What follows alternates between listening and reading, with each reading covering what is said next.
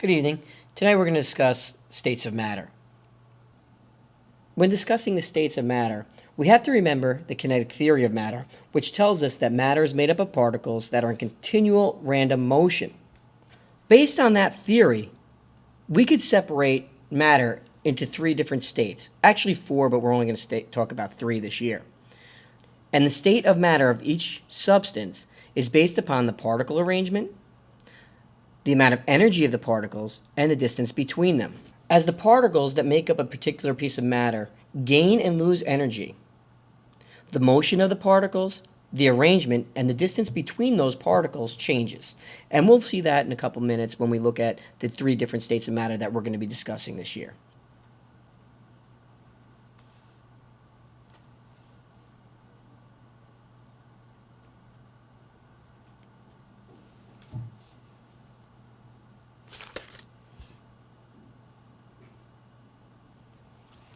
This year we're going to focus on three general states of matter. There is a fourth called plasma, but we're just going to discuss solid, liquid, and gas states. Let's look at the general structure and molecular arrangement of substances in each state of matter. Let's start with solids, which have the lowest molecular kinetic energy of all the three states. And remember, when we're discussing kinetic energy, we simply mean the motion of the molecules of the substance in the solid state. In the solid state, the molecules have a fixed shape, or it holds its shape. So meaning the molecules don't move from one place to the other, but they do move in the sense that they're constantly vibrating in place.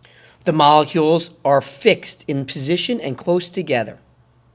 As a substance absorbs heat energy from its environment, the molecules will start to vibrate faster and faster and faster until they actually can move across one another. Once all the molecules of a substance have the ability to move across one another, it's considered a liquid. In the liquid state, the molecules will take the shape of the container that they're in. So the solid will actually melt when it absorbs enough heat energy and form a liquid. And then that liquid will take the shape of whatever container it is in. In this particular scenario, you have a box-shaped container. But if we poured that liquid into a round bowl, it would take the shape of the round bowl. It still maintains a fixed volume.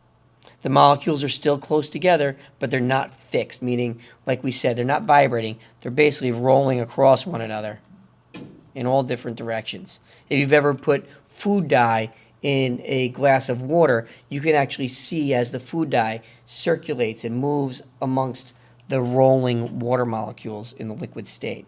As the liquid of a substance gains more heat energy, the molecular kinetic energy increases. And once those molecules absorb enough heat energy, they will actually start to move around so much they start to separate from each other and start bouncing around in all crazy directions all over the place, forming a gas. Now, a gas will take the shape of the container it is in and occupy all the volume of the container. So as a substance moves from a solid towards a gas, it gains more kinetic energy, meaning the molecules are moving at a much faster rate. You may even be asked the question, can a gas tank ever be half empty? And the question would be no, because if it's a gas, it should occupy the entire space that it is given. The molecules will be spread out, not fixed in place, and be bouncing off each other and moving around rapidly in a random order. So those are the general characteristics of our three states of matter. So all matter that we'll be discussing this year exists in one of these three states. Here's another quick little diagram where you see the molecules vibrating in place. You'll notice they're vibrating because they show this little one little line here indicating they're moving, but they're staying in place. You'll see they're in a fixed position next to each other. As you add heat energy to the substance, the molecules will start to melt and form a liquid. And you'll see the molecules in this liquid are moving a little bit more than the solid. They're rolling across each other. And as you add more heat energy to that, the molecules gain enough energy where they separate completely and start bouncing around randomly in all directions. And that's indicated here by the three little lines that follow each molecule, that they're moving at a much more rapid rate. If a substance were to lose heat energy, the gas would condense and form a liquid, and the molecules would start to slow down because they're losing their energy.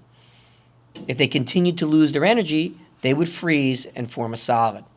Okay, so if you want to think of it in a different way, anything that is a solid is frozen, including like pieces of jewelry like gold. A gold ring around your finger is gold in its frozen state. So at room temperature, gold is frozen. Water, on the other hand, at room temperature is in a liquid state. And air at room temperature is in a gaseous state. It's a mixture of all different gases. Okay? If you have any questions about the three different states of matter and their characteristics, please feel free to ask. We'll see you tomorrow.